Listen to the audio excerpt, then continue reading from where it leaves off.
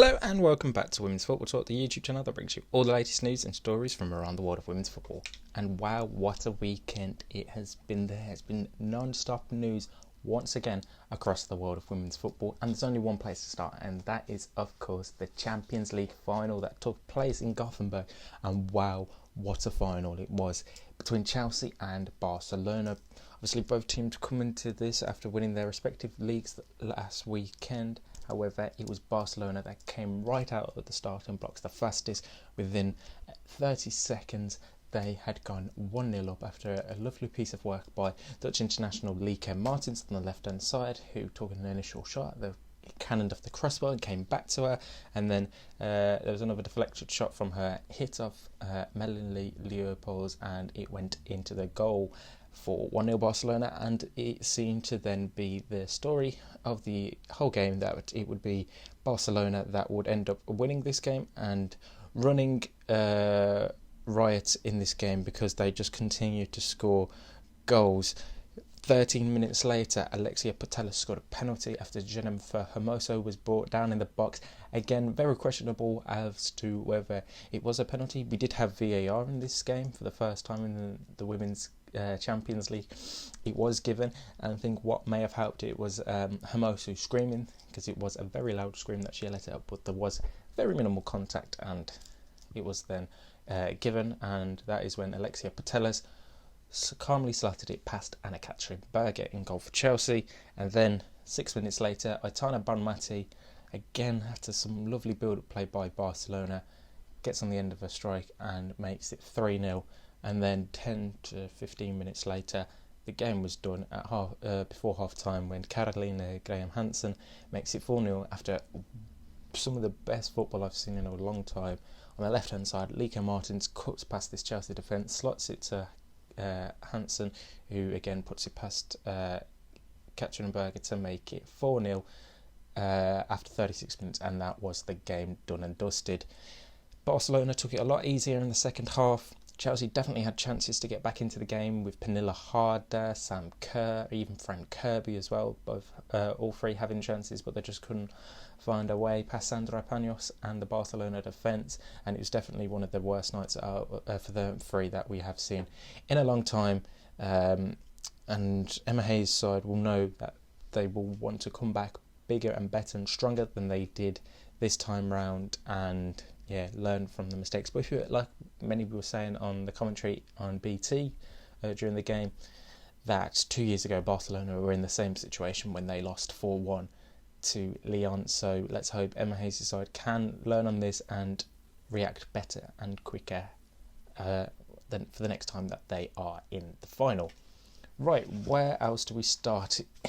There's been so much news.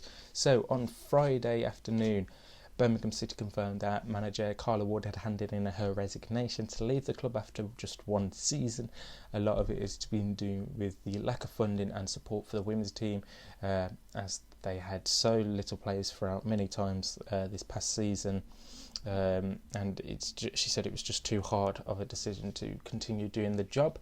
Elsewhere, Aston Villa confirmed that sporting or technical director Eni Aluko was to leave. Rumours came about again Friday, if not, it might have been Thursday afternoon, that she would be potentially leaving, and expansion NWSL side Angel City are said to be interested in her, so she does seem to be heading over to the US.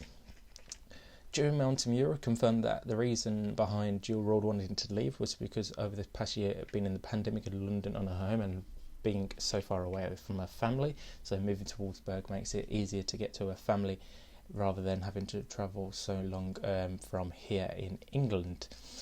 They also confirmed that Swiss international Malin Good has ruptured her ACL and is set to miss an extended period of time on the sidelines with injury, so we wish Malin Good all the best in her recovery, as well as Jem Beattie, who obviously had surgery on her back injury that she sustained. Where to now? Manchester City confirmed that Rose Lavelle and Sammy Muse will not be returning for another season. Rain have signed Rose Lavelle, whilst NC Courage have managed to sign up Sam Mewis. So it was great to see them in the Barclays FAWSL while it lasted, but they won't be here any longer.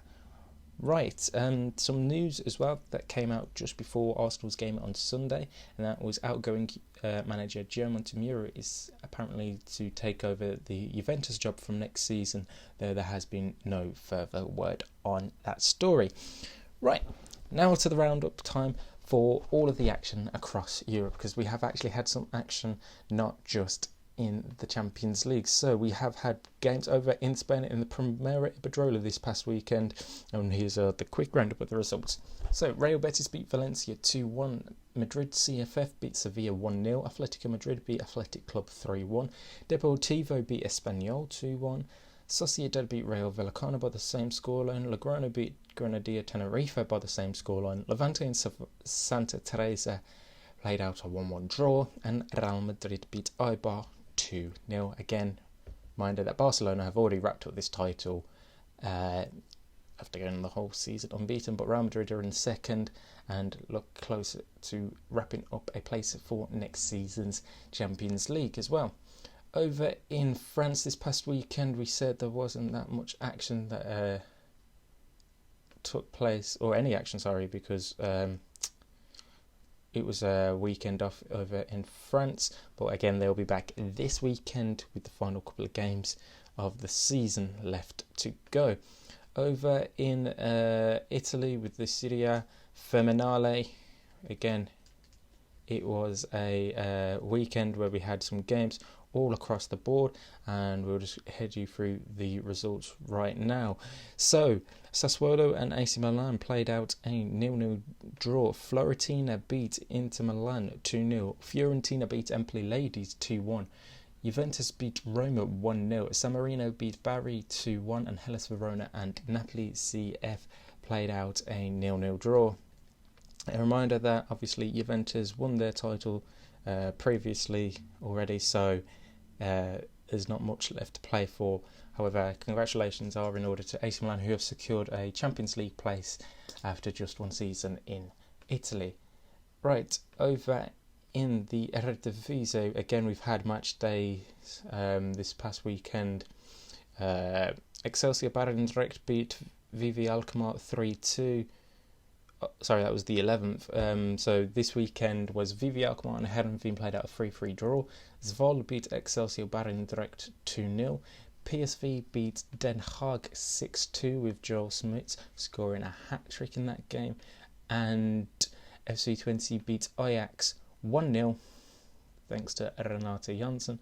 And again, that has secured their place in next season's Champions League. So congratulations to them. And there is still a game coming up today between Heerenveen and Excelsior Barendrecht at 6:30 UK time, and then the final two sets of fixtures coming up once on this Friday and Sunday, and then again next week.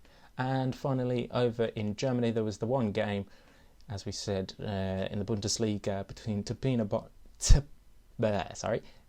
Potsdam and Eintracht Frankfurt, and it was Potsdam that ran out 2-1 winners, with Dina Orschmann and Karen Holmgaard scoring both the goals for Turbine Potsdam, whilst Laura Feiersinger scored the only goal for Frankfurt.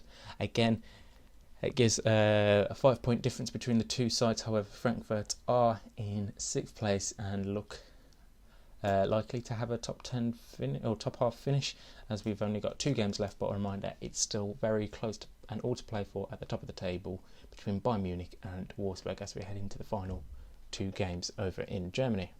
Right, I do believe that is all the news. FA Cup roundup.